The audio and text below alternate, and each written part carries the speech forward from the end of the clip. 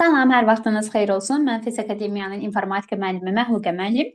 Bugün sizlərə DİM-dən kompüter proqram təminatı və əməliyyat sistemi. Bunların testlərinə baxacağıq. Gəlin birlikdə baxaq.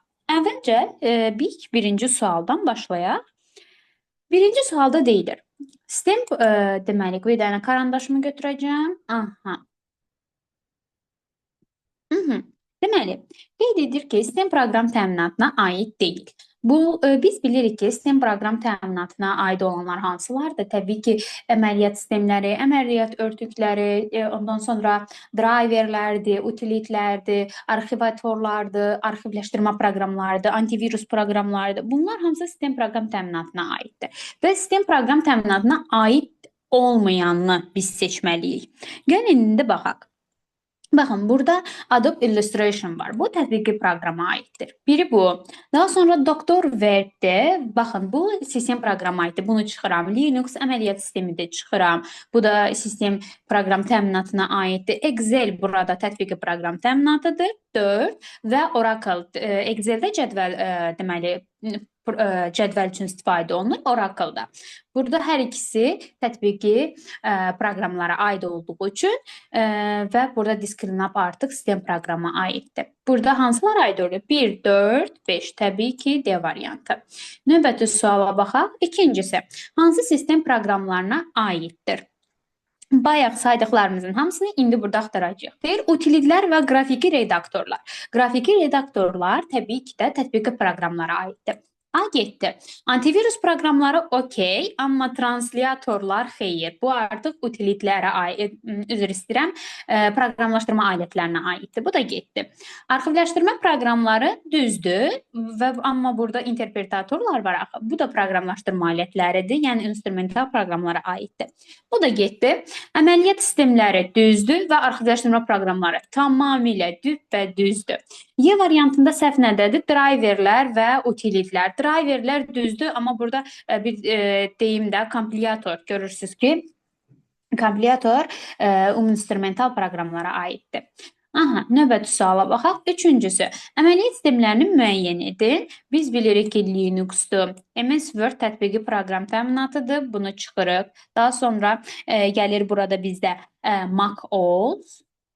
Ondan sonra ScanDisk düzdür, sistem proqram təminatına aiddir, amma əməliyyat sistemi deyil. Ona görə 4-ü də çıxıram. Disk Fragmenter əməliyyat sistemi deyil. Bir dənə də burada Windows var. 1, 3, 6. Burada cavab olacaq. Y variantı. Növbəti suala baxaq. Aha.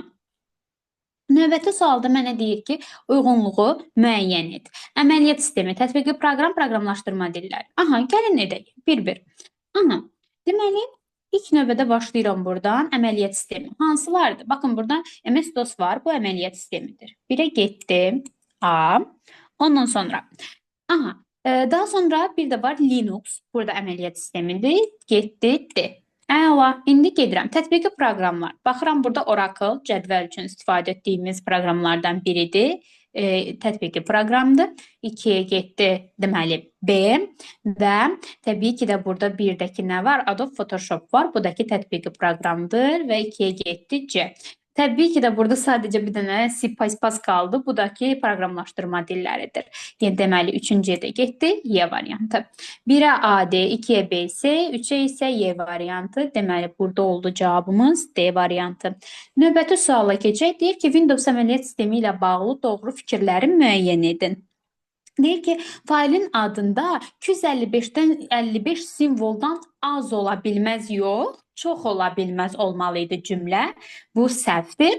Daha sonra deyir ki, qrafiki redaktorların hazırlanmış şəkili yadda saxlamaq üçün Ctrl-V. Ctrl-V ilə biz şəkli, necə deyim, yadda saxlamırıq. Həmin şəkli, yəni kopyalanmış hər hansı bir mətni, fraqmenti, fərqi yoxdur. Kopyalanmış hər hansı bir simvolumu, mətnimi, yəni bir sözlə mübadilə büferində olan hər hansı bir şey yapışdırmaq üçün istifadə edirik. Yəni, saxranit etmək üçün Ctrl, Save və düymələrimiz var. Təbii ki də onlardan istifadə edirik. Bu da deyil. Gedirik növbəti davamlı oxuyuram. Sonra deyir ki, Faylı çap etmək üçün Ctrl+C, Ctrl+C kopyalamaq məqsədi ilə istifadə olunur. Çap etmək üçün yox, çap etmək üçün Ctrl+P əmrindən istifadə etmək lazımdır. Ən sadə qrafiki redaktor Adobe Photoshop proqramıdır. Xeyr, ən sadə qrafiki redaktorumuz Paint-dır. Faylın adında @ simvolundan istifadəsinə icazə verilir. Tamamilə doğrudur. Biz qeyd etmişdik ki, faylın adında ulduzdur, sual işarəsidir, ondan sonra slashlərdir, ondan sonra böyük də kiçik işarələridir, ondan sonra dırnaq işarəsidir. Baxın, bunlara icazə yoxdur. Qalan digər yerdə qalan simvollara artıq icazə var. Aha, 6-cı suala baxıram.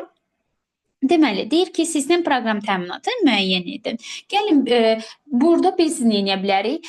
Bir-bir variantlardan tətbiqi proqramları və yaxud instrumental proqramları çıxardıb yerdə ancaq sistemlər qalacaq şəkildə edə bilərik. Ya da ki, elə əvvəlindən baxa bilərik. Baxın, ScanDisk təbii ki, burada sistem proqram təminatıdır. MS Word tətbiqi proqramdır. Python instrumental proqramlara aiddir. MS Access, baxın, MS Access artıq məndə Access nə hansı proqram? Təbii ki də tətbiqi proqramlara aiddir. Deməli, bunu da çıxacağam. Avast da nə idi? Avast da təbii ki antivirus proqramlarına aid idi. Bunu götürəcəm. Bir də ki Disklinab. Disklinab təbii ki sistem proqramlardır. O da ki daxildir bura. Deməli 1, 5 və 6. Burada cavab olacaq C variantı. Növbəti suala keçək.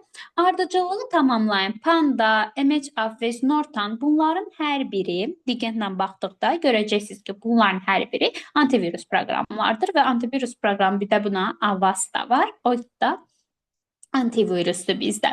Ondan sonra 8-ci suala keçək. Proqramlaşdırma alətlərinə aid olan proqramları müəyyən edin. Təbii ki, ən başda Python-u götürürəm. PowerPoint tətbiqidir. Oracle tətbiqidir. C++ proqramlaşdırma alətidir. Daha sonra Pascal proqramlaşdırma alətidir. Disklinab isə sistem proqramlarına aiddir. Burada oldu 1, 4 və 5. 1, 4, 5 bizdə cavab olacaq Y variantı. Növbəti sual. Antivirus proqramıdır. Hansı? Bayaq zaten sıralamada da var idi. MHAFS var. O antivirus proqramıdır. Daha sonra sistem proqramlarına aid deyil. Baxın, aid olmayanını tapacağıq. Əməliyyat sistemləri bəli aiddir. Antivirus proqramları əlbəttə aiddir. Yəni utilitlər bayaq dedik ki, driverlər və utilitlər təbii ki də daxildir. Arxivləşdirmə proqramları təbii ki də daxildir. Bir də burada tətbiqi proqramlar var. Bu olmaz. Aha, gəlin növbəti suala da baxaq. Aha, deyir interpretator. İnterpretator nə iş görür? Deməli, biz demişdik ki, translator 2 yerə bölünür. İnterpretatorlar və kompiliatorlar. Kompiliatorlar bütövlükdə tərcümə edir. İnterpretatorlar ayrı-ayrı, yəni maşın koduna çevirib sonra tərcümə edir. Və burada bütün variantlarımızı gəlin oxuyaq. Deyir, ilkin yazılmış proqram kodlarını bütövlükdə maşın koduna çevirir. Xeyr, kompiliator çevirir onu. Maşın dilində yazılmış proqram ilkin proqrama çevirir. Xeyr. Maşın dilində yazılmış kodu ilkin proqrama bütövlüklə çevirir. Xeyr. İlkin yazılmış proqramın kodlarını hər birini sətri ayrıca, ardıcıl maşın koduna çevirir. Baxın, hər birini ayrıca ayırır və maşın koduna çevirir. Aha, burada doğru cavab D variantıdır və kompiliator deyir. Bayaq yenə bunu qeyd etdik. Yenə oxuyaq. Maşın dilində yazılmış kodu ilkin proqrama bütövlükdə çevirir. Xeyr. Maşın dilində yazılmış kodu ilkin proqrama çevirir. Xeyr. Daha sonra ilkin proqram yazılmış kodu baxın bütövlükdə oxuyur və maşın koduna çevirir. Tamamilə doğrudur. 13-cü sual. Məntiqi ardıcıllığı tamamlayın. Paint, WordUp, Access bunların hamısı nədir? Tətbiqi proqramlardır, görürsünüz. Ona görə də bir dənə tətbiqi proqram tapacağım. O da burada bir dənə Excel-dir, tətbiqi proqram olan. Aha, növbəti 14-cü suala gəlirəm. Deyir ki, hər hansı qovluqda şəkil.jpg faylı, baxın bu var. Faylı saxlanılır. Bu qovluqda yeni qovluq yaradılır və şəkil.jpg həmin qovluğa daşınır. Yerləşdirilən, baxın, yəni yeri dəyişdirilən faylın tam adı gördüyünüz kimi bu şəkildə olur. Daşınmaya qədər faylın adı. Daşınmaya qədər deyəndə yaradılmış yeni qovluğu silin. Hər zaman yaradılmış yeni qovluqda hansıdır? Təbii ki, mənim faylımdan əvvəlki qovluğumu silirəm. Gerdə nə qalırsa odur. C, Z3, D2023. Bu mənim oldu daşınmaya qədərki hissəm. Bu da oldu təbii ki, nə? Baxın, B variantı. Aha, növbəti suala baxaq. Kitab.bmp adlı fayl. Aha, gördüyümüz faylımız budur. İnformatika qovluğunda saxlanılır. Bu, bunun içərisindədir. Yəni, informatikanın içərisindədir. Aha, lap gözəl. Gerisini oxuyaq. Saxlanılır. Daha sonra bu fayl həmin qovluqda yerləşən Fiska adlı qovluğun daxilində yaradılmış. Baxın, Fiska var imiş zaten.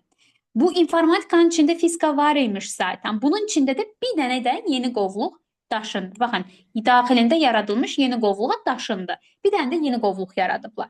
Daşınmadan sonra faylın tam adı necə olub? Deməli, informatika var idi. İnformatikanın içində bir dənə fizika var idi. Və fizikadan sonra bir dənə yeni bir dənə fayl yaradıblar. Sadəcə bir dənə yaradıblar. Baxın, burada təbii ki, variantıdır. Baxın, informatika var. Fizika var. Fizikadan sonra bir dənəsi yaradılıb. Amma məsəl üçün fikirləşərsiniz ki, niyə C deyil? C-dən sonra baxın ikisi yaradılıb. Bir, iki dənəsi yaradılıb. Mənə sadəcə deyir ki, adlı qovluğun daxilində yaradılmış yeni qovluq. Sadəcə bir qovluq yarandığı üçün. Burada cavab oldu A variantı. Növbəti suala baxaq. Aha. Deməli, doğru yazılmış fayl adlarını müəyyən edin. Bayaq saydıq bunların hər birini ki, faylın adında nələr olmaz. İndi yenə həmin o saydıqlarımızı bura tətbiq edək. Doğru yazılmış dediyi üçün birincidə heç bir problemi yoxdur. Aha, biri götürürəm. İkincidə baxın, nöqtə işarəsi var və faylın həm genişlənməsində var, həm də faylın adında. Yəni, necə deyim, sadəcə genişlənmə ilə faylın adını ayırmaq üçün nöqtədən istifadə edirik. Faylın adından nöqtə simvolundan istifadə etmirik. 2 səhvdir. Üçüncüyə baxıram, heç bir problem yoxdur. Burada DS işarəsi var, olar, icazə var. Daha sonra dördüncüdə sual işarəsi, bayaq saydıq ki, sual işarəsi qəti şəkildə olmaz. Beşincidə isə ət işarəsidir, faiz işarəsi, təbii ki də problem yoxdur, olar. 1, 3, 5. Burada cavab oldu nə? D variantı. Aha, indi isə növbəti suala keçək. Deməli, növbəti sual deyir ki, Kaspey, Sky və ScanDisk proqramları üçün oxşar xüsusiyyətlər hansılardır? Təbii ki də hər ikisi nə üçün istifadə olunur? Hər ikisi xidməti proqramdır. Xidmət üçün istifadə olunur. Yəni, ortaq cəhətləri budur. Doğru təklifləri müəyyən edin. Gəlin bir-bir hamısını oxuyaq.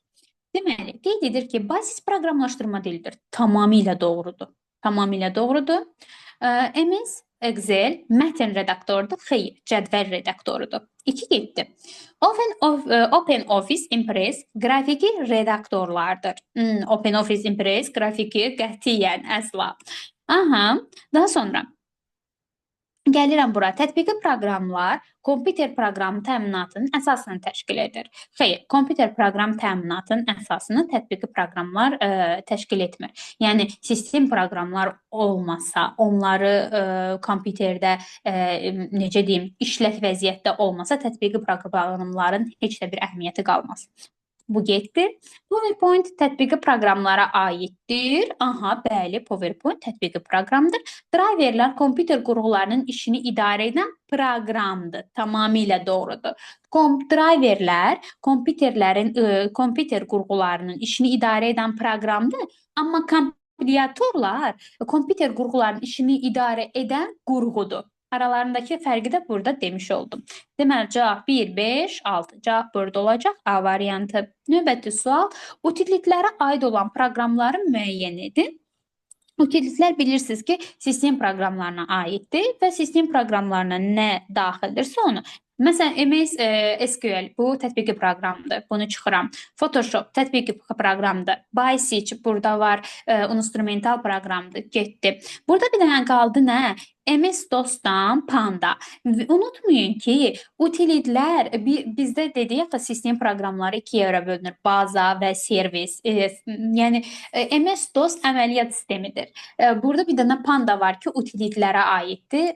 Bu da ki, təbii ki, bilirsiniz ki, utilitlərin tərkibində hansılardır? Məsəl üçün, antivirus arxivləşdirmə proqramları, antivirus proqramları, bunlar hamısı sistem proqramının ikinci qoluna aiddir. Aha, daha sonra xidməti proqramları müəyyən edin. Gəlin tapaq. Deməli, birinci, MS Word xidməti proqramdırmı? Xeyr. tətbiqidir. Yəni daha çox ofis proqramları, bunlar xidməti proqramlar deyillər. Ofis proqramları ümumiyyətcə çıxın, yerdə qalan nə qaldısa o, yəni demək olar ki, xidməti proqramları çıxan hissəsini təşkil edir. Bir də ki, instrumental proqramlar çıxın. Məsəl üçün burada Pascal var, bunu da çıxın. Daha sonra burada yerdə nə qaldı?